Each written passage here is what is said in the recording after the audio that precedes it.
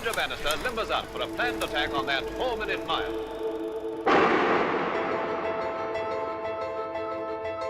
Three minutes, 59.4 seconds, the Everest of athletic achievement.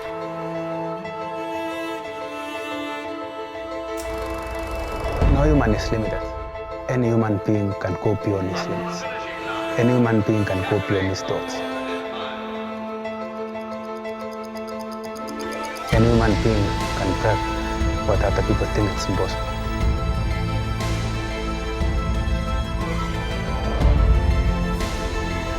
It means it can go beyond athletics. It can go beyond the sport. It can go beyond the family, and it can go beyond the professional way.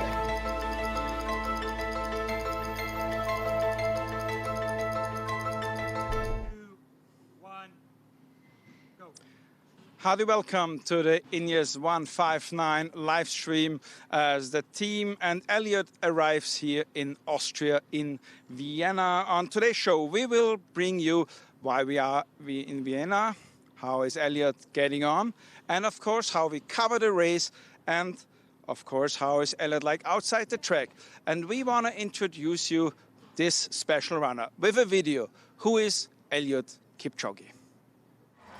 The last bend in a second, and he'll see the finish line ahead of him. Look at the crowds here. Eliud Kipchoge. Nobody has done that before. If we talk about Eliud, I think it's very important to say he's not just falling from the sky. He was in 2003 already world champion in Paris. His career is already 16, 17 years old, so in 16, 17 years of hard training. He's won 12 out of the 13 marathons that he's run. He's unbeaten since April 2014. He is 3 times Abbott World Marathon Major World Champion, current world record holder, Olympic champion. He is absolutely the GOAT of marathon running, the greatest of all time. Eliud is extremely consistent in his life and in his running. He's very disciplined, obviously unbelievable talented, nice, humble, beautiful person, and excellent athlete. And I think especially the thing about him is his incredible working ethic. Eliud is the greatest marathon runner of all time. He's potentially the greatest athlete of all time. Life is not about the stardom. It's about going through the normal routine of your life, just like any other ordinary person. And that brings the motivation to a very, very high level for the young athletes, because they see this guy, he's here with us, he's eating with us, so why should I be different?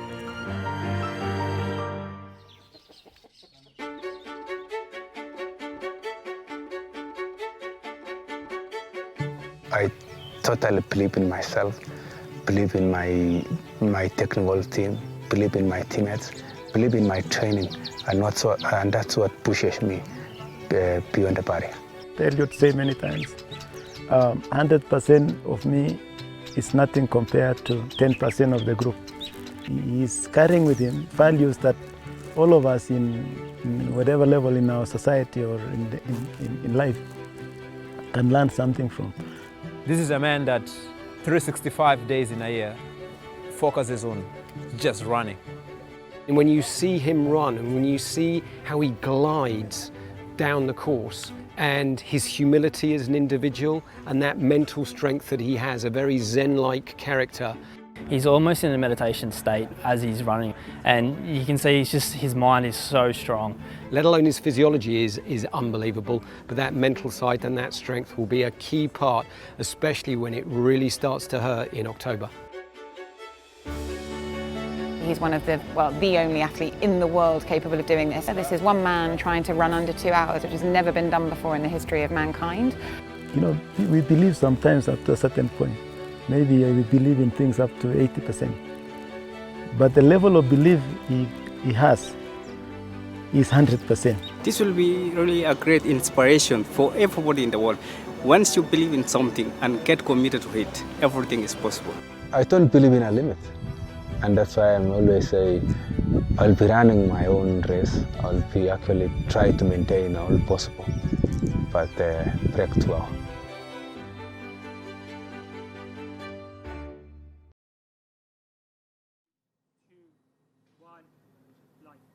With us is now Peter, Eliud Kipchoge's physiotherapist. You have a long-term personal relationship to him?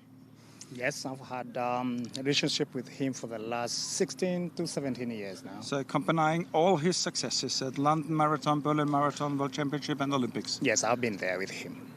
How is he physical now at the moment? Can you tell us something about that? Well, he's quite good, physically fit, more than I have seen him before. Yes. Focused, especially focused? Mentally focused, physically fit, and literally raring to go.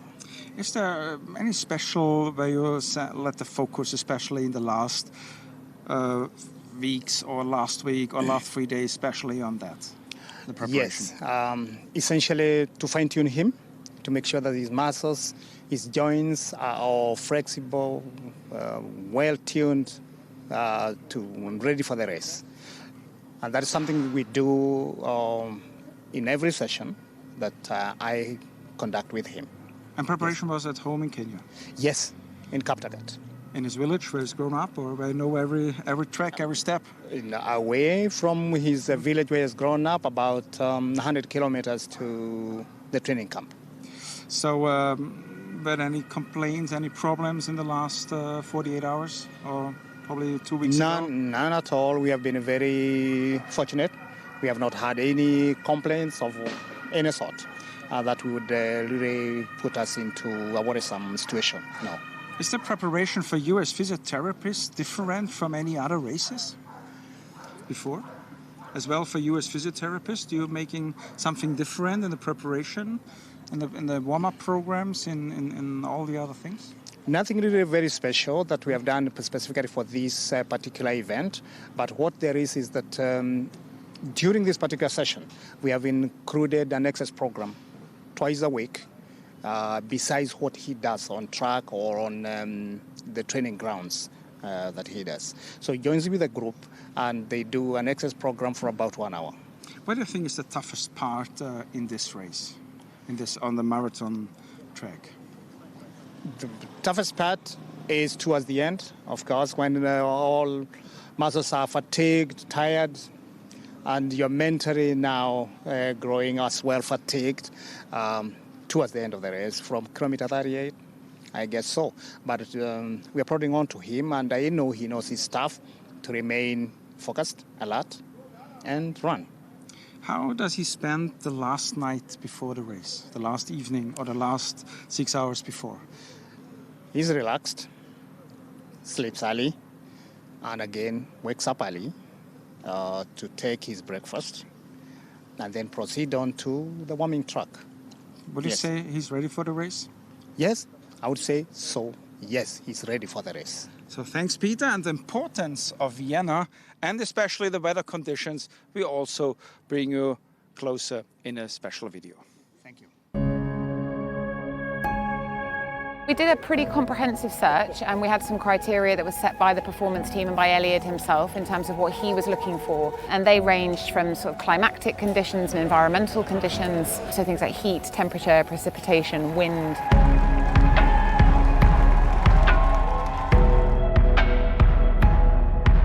For the challenge, we have 3 decisions to make. One is 7 days before the event, Eliud Kipchoge starts flying and traveling to Vienna. The second one is deciding the day on which the event will take place, and after that point in time he will start loading his nutrition to get ready for the event. And the third and final decision is then shortly before the event to decide at the time of the day when the race will be. If we see that the weather is not in the norm, then we will advise to hang on and wait a little bit. The final decision really depends very much on the weather regime in which we are. If we have a particular high pressure situation, and so it probably will be as early as possible so that he has the coolest conditions. If it is a more humid day, typically humidity will go down as the temperature increases. We will try to do it as late as possible. For humidity, we want something like 80% humidity. And for the temperature, it's a range of around 10 degrees, where he feels most comfortable. Not only is it stable weather conditions, but we have a course that only has an incline of 2.4 metres. It is probably the straightest piece of road I have ever seen. The quality of the air in the Prater area of Vienna is stunning. In Vienna, so we considered many things. You don't want too much altitude, or you want a place where you are a bit protected, if it is possible, by the environment. We wanted the credibility and authenticity and the familiarity for people who are marathon fans and watch marathons regularly to see something that is absolutely part of their sport. And that's what we feel Vienna offers us.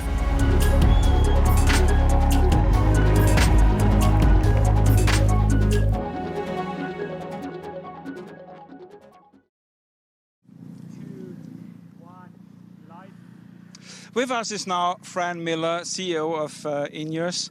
Heartily welcome to Vienna as well. You have been here already at the test event 1 month ago. What has been Ineos' involvement? Well, I'm a CEO of Team Ineos, so I work for the cycling team, and we were asked to get involved by Ineos, the company who the entire project is the brainchild of, basically. So back at Christmas time, Jim Ratcliffe, who is the CEO and chairman of the Ineos company, decided that he wanted to do something that would challenge the sort of human imagination. And so he has got behind this project. He's pulled all the experts together to run the project. He's found the athletes to do the project, and has funded the entire thing. So Ineos are absolutely woven into the fabric of the entire event. Sounds it's also what has already been a lot of work. A huge amount of work, but an incredible project. It's been fantastic and really exciting to be involved in it. There's some of the best people and best minds in the world who've been involved and got together, and we've had some phenomenal involvement from Vienna and the Vienna City Marathon. And yeah, it's been a huge amount of work, but very, very enjoyable and very exciting. That's a question a lot of people are asking that. Why is Ineos got interested in this big project? Well, I think the fantastic thing about Ineos as a business is that it's relatively young. It's only been going for just over 20 years, but it's absolutely pioneered and broken new grounds. And as a business, they do incredible things, and they've built incredible things, and they've challenged what people believe is possible. And I think what Jim is looking to do now is really move sport forward and move people's imagination forward. And what better than to get behind a project where we're really challenging the last great human barrier of endurance. So I think Ineos just saw a real passion and excitement to do it and thought, actually, this is the time to do it. It's especially important to attempt that Eliud got this challenge. Yeah, absolutely. And I think it feels like a really unique moment in time. Eliud's the athlete of a generation. The city have really got behind him. It's an opportunity that we think can't be missed and is too good to be missed. So now we've just got to make sure we deliver that sub 2. Did you find the time in the meantime to run here on this special course already on this area? So I am a cyclist, so I haven't run on the course yet, but I have ridden the course extensively, and it's absolutely beautiful. I've loved being in Vienna and I've loved seeing it. I have to say, if we were going to pick a course to do an event like this, I don't think you could find one better. It is absolutely beautiful and incredible to be part, what feels like at the heart of a real sporting community when you're on the Hauptallee. Because we're going to watch now a video how Eliud arrived this morning here in Vienna, how it was on the training session.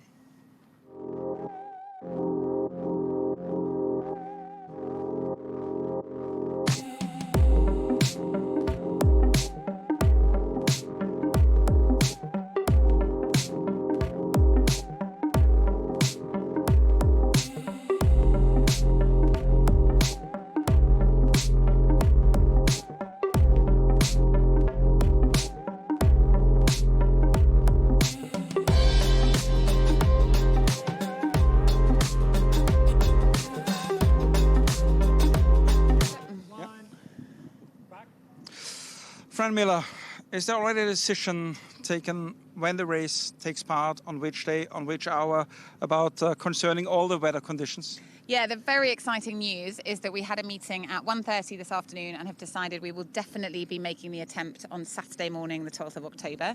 The time is still to be decided. We have a window in the morning that the Vienna authorities have given us that is the optimal times for Eliud to run, and that will be decided about 24 hours prior to the event. So I'm sure that if everyone who's watching tunes in, they'll know exactly when to come and see. This procedure is very special. It is, yeah. It's a really, really complex bit of work. And I mean, I'm personally incredibly surprised by how much goes into it. We're looking at 4 key components in terms of choosing the select time. So the wind, how high the wind speed will be, the precipitation, so likelihood of rain, which we've now established, fingers crossed, there will be no rain on Saturday. Humidity, which is incredibly important. I've heard that Vienna can be a foggy city at this time of year, so making sure we choose a time that when it's not going to be foggy. And then the temperature. Obviously, Eliud has a preferred temperature to run in, so we have a window to make sure that we are running the entire marathon duration in a temperature that he's comfortable running in. So as long as we can get those, we'll get the time. The race course is still ready?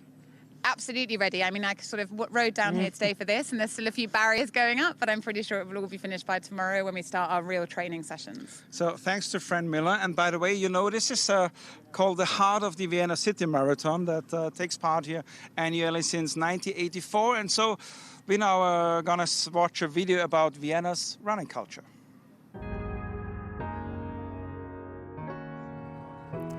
This is the turning point of the Ineos 159 challenge, the end of this far Alley de Prata Hauptallee, the roundabout at the Lusthaus.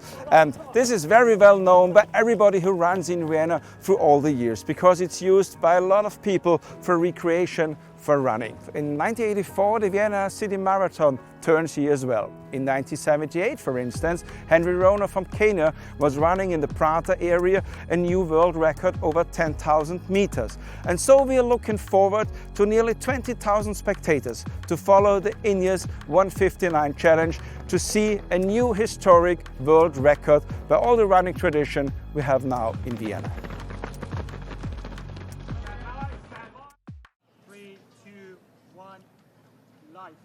With us is now Gerhard Wehr. He is responsible for the organization of the Vienna City Marathon, who hosts this event and support the Ineos organization on this event. When did Ineos approach you to run this event and to make that possible? We've had the first contact end of May. On the 3rd of June, we had the first delegation here in Vienna, and from that time on, it went very, very quickly. We had a lot of works to do, and now we are standing here. We have one test event behind us, and we have the Saturday in front of us. Is there special interest to make this possible? Special interest, yeah, there are different kind of special interests. It is one of the biggest challenges we've ever had here in Vienna in terms of marathon running. We all know that this is a once-in-a-lifetime challenge, a once-in-a-lifetime opportunity to be part of history, and it's the Vienna City Marathon who's in the lead in terms of organization. We are very, very proud of it, to be chosen as the city where this challenge will take place, and as the organizers to support the project from an organizational perspective. You have a lot of experience with organizing a marathon with over 40,000 participators. What's the difference to organize an event like this? The main difference, Martin, is that we are talking about a single runner with a set of pacemakers. And during the Vienna City Marathon, we are speaking about a set of 40,000 runners in many different events. The race itself is therefore longer. The leaders and the last runners, there is a difference of about 10 kilometers or maybe even more. Here we have just a very short group of runners. They are more quicker than all others. And there are some other specialities, and there is a kind of a science approach to running, which we've never had before. I would say you invite all the people to come to expect something special. That's for sure. So everyone who has ever had a running shoe on his or her feet, it's an absolute must to come here, to watch that race, to be part of it. You can tell your children in 20 years that you are still, you have been part of it, and it will be a great, great show, I'm sure. Thanks, Gerhard. We just received the information, of course, that Ineos 159 Challenge takes place on Saturday, 12th October in the morning hours. If you live in Austria, you can watch it live on ORF, on the sports channel, on ORF Sport Plus, all the time live, and of course on the 159 Challenge on a special live stream on Saturday, 12th October to make running history. And of course, Thursday, midday, 12 p.m., Eliud Kipchoge's international press conference here behind in this special 159 Challenge Palace. See you.